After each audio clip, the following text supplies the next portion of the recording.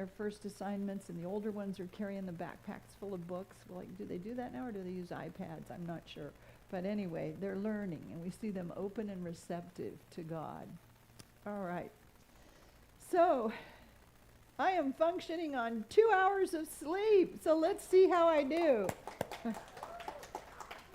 I wish I could say it was because I was up all night partying, but that just wasn't it. I don't know what happened.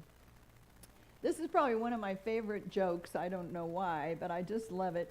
Two pastors are standing together by the road holding up a sign that reads, "Turn back, the end is near." And this man driving by reads the sign and he yells, "Go away, you religious nuts. Don't shove that stuff down on me." And minutes later, the two pastors hear this horrendous crash, and one of them turns to the other and says, "Maybe we should change the words on the sign to read 'Bridge out ahead.'"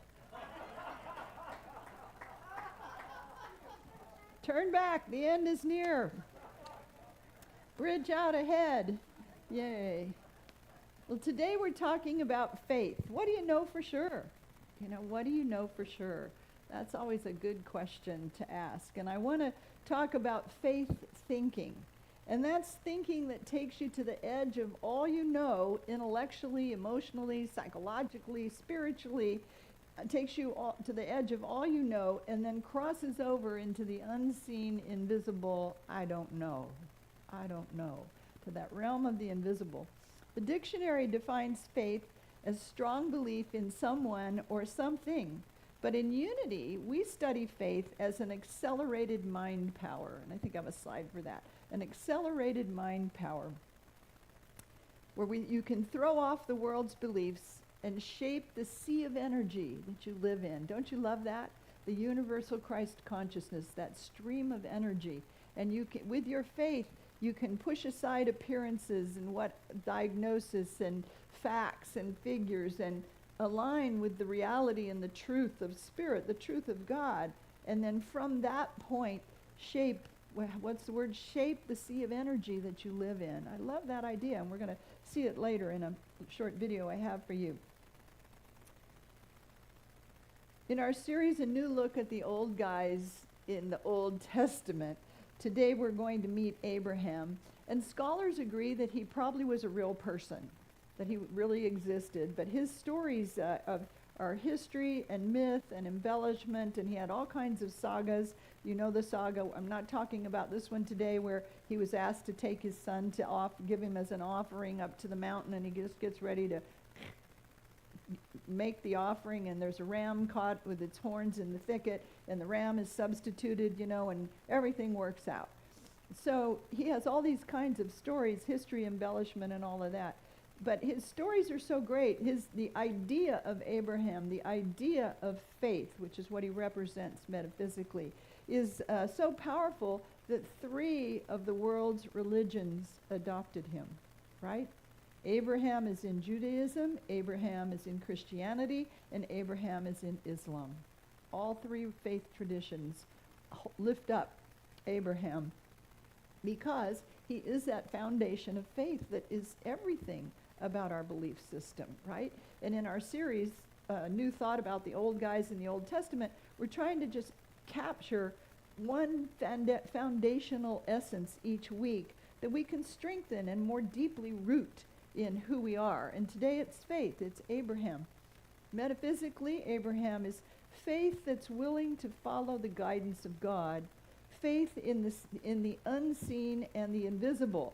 He would listen and get revelations, and then he would be willing to follow even though he couldn't see the way ahead. He was sent to a new land not knowing the way or what was in store. And so I love this. His motto is, "I'm going, not knowing." Right? I'm going, not knowing. So put your hands on your heart this morning and think about your life and say, "I'm going, not knowing." Together? I'm going, not knowing. Right, yeah. Faith sees the invisible, believes the unbelievable, and then receives the impossible. Because we move in this sea of energy. And Sacramento's very popular for floating down the river on the rafts, right? And just let yourself go and let the current take you. Let the current of Spirit guide you. One of the stories about Abraham is found in Genesis chapter 12, verses 1 through 3. And this is where God has said to him, get thee out of thy country, and from your tribe, and your family, and from your father's house, to the land that I will show you. And I will make of you a great nation, and I will bless you, and make your name great, and you will be a blessing, and in you shall all the families of the earth be blessed. So leave everything. Leave everything you know. You get this inkling to make a change in consciousness. And it says, I want to make a change. And maybe it's a change not about your whole life, because most of us are in a settled position and balanced in our lives. But what if you want to make a change from being a procrastinator to getting things done? What if you want to make a change from never being on time to being more punctual? What is it that you want to change to lift up and enrich about your life? And so this idea of Abraham is, well, then you have to leave everything behind. You have to leave everything in your consciousness that supports that behavior, that way of being, that way of living, and step into the unknown, because you don't know how it might work out. You don't know how strong you'll be. You don't know how you'll meet the experiences. I'm going not knowing, right? I'm going not knowing. Leave everything behind in order to move to a new land. And the new land is symbolic of a new consciousness, a new way of thinking about this old behavior or this limitation of cutting yourself free from that. Charles Fillmore said, the co-founder of Unity, he says, when your faith is concentrated on the presence of God often enough, so that circling around in your morning prayers, out in nature, you take a deep breath and you feel the presence around you. You smell the fresh cut grass. I grew up mowing the lawn till my brother did it till he was about 6, and then he stopped. Fell to me. We lived on acreage, so it took 3 hours to cut the grass, and riding lawnmower, and then I had to go with the push mower around all the shrubs. And my mom was one about, she'd plant a tree, and then she'd plant a bush with no landscaping I'd plan. So I had to mow around all of that. I kept saying, Mom, don't plant anything more, because I couldn't just zip through with the riding lawnmower. But I did love the hum, the white noise of the mower where I was out there, and the smell of the grass and the fresh air. I was walking this week. I think I wrote this in my monthly newsletter. I was out one morning when it was finally cooler, and I was walking out, and I just left my house, and it was a beautiful morning. It was early, and I passed this woman. I said, isn't it a beautiful morning? And she says, well, if you don't have allergies. And I was so unprepared for that slice. But I just thought, well, God bless it. If you grew up smelling all that grass and all those, you don't have any allergies. I have no allergies at all, because every possible pollen was in my 3-hour mowing every week. Anyway, I'm getting off track here. God says to Abraham, get thee out of thy country, your tribe, your family, your father's house, leave everything and go where I will show you, and I'll bless you. The promise is, and I'll bless you. It will work out, right? In order to move to the new land, symbolic of a new consciousness, we have to be willing to let go and step into the unknown. And Charles Fillmore says, when your faith is concentrated on the presence of God often enough, a spiritual consciousness is established, and you develop an intuitive knowing. Is that you, God? Is that you, God, speaking in and through me? Is that how Spirit speaks in me? Is that how Spirit reveals things to me? If you focus on the presence of God often enough, you establish an intuitive knowing. And then through faithful listening, inner revelations of Spirit, you get inner revelations of Spirit. And you gradually develop, Mr. Fillmore says, communication with the superconscious mind.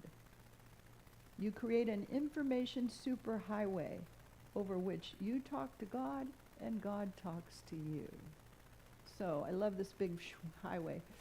Faithful listening to inner revelations of Spirit connects with the superconscious mind that creates an information highway.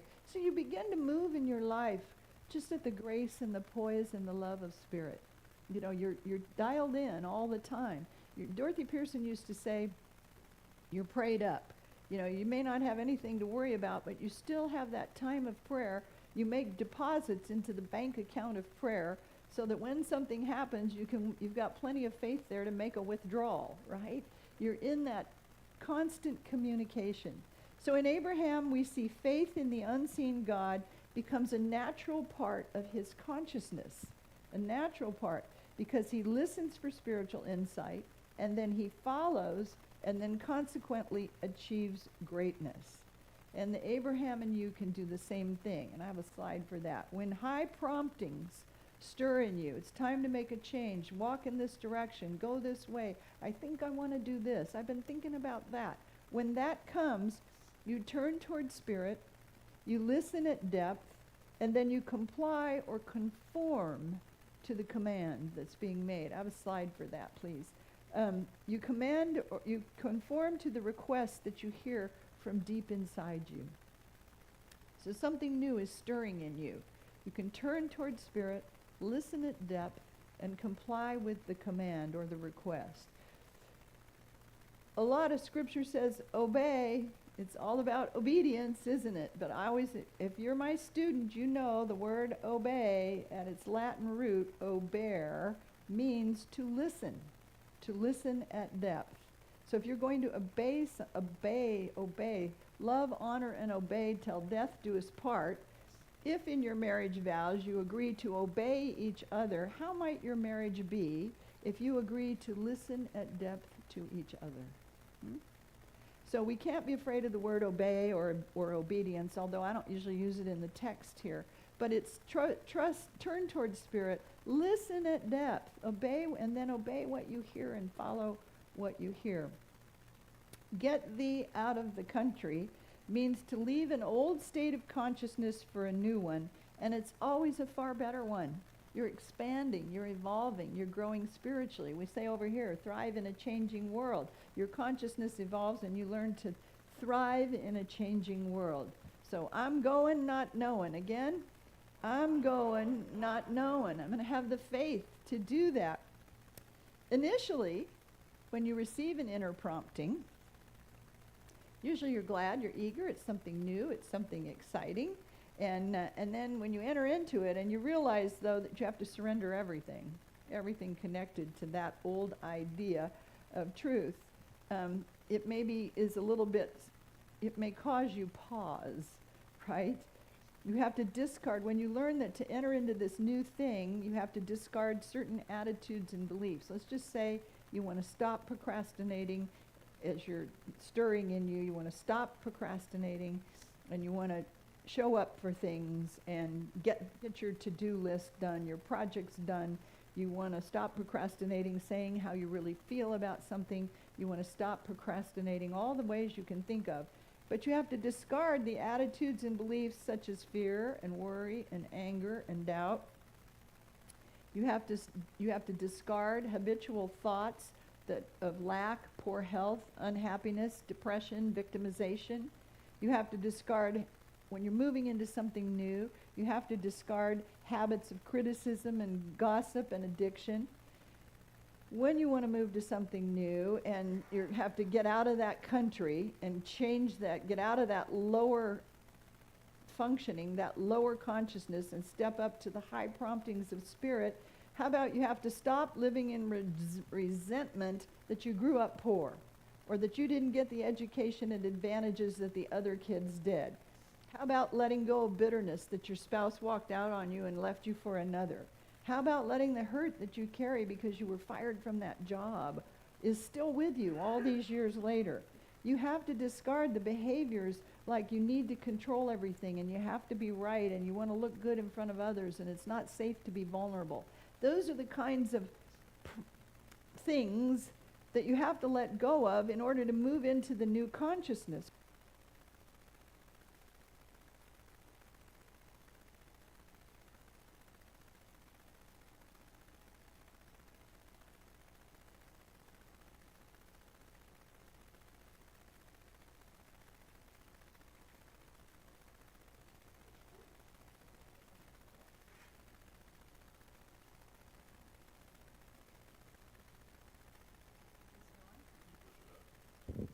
There it is.